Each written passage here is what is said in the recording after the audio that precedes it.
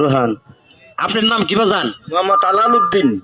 আপনি কি এই মসজিদের কি আমাদের তাবলিগ জামাতের আমি ও তাবলিগ জামাতের আমির সাহেব আপনি না? জি জি।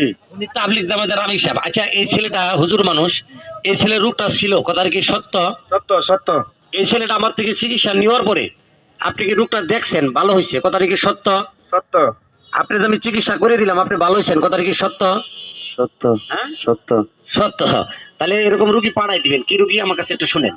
যদি কারো লিঙ্গ বাঁকা থাকে, না বুঝিয়া ভুল করিয়া হস্তবোধন করিয়া থাকে, লিঙ্গ বাঁকা হয়ে গেছে, চিকন হয়ে গেছে, ছোট হয়ে গেছে, দুর্বল হয়ে গেছে, এবং কি এক শিরা থাকে কারো, এই ছেলেটার জন্য আমি চিকিৎসা করলাম। যদি এই ধরনের রুগী কারো থাকে তাহলে দয়া করে আমার ঠিকানার মধ্যে পাঠিয়ে দিবেন। আমার বাড়ি জামালপুর রেল স্টেশন, মুকুন্দ বাড়ি। আমার নাম্বার ফেসবুকে দিও আছে, ইউটিউবে দিও আছে, টিকটকে দিও আছে। কবিরাজ মোহাম্মদ আলাম ইন্ডিয়া সার্চ দিবেন।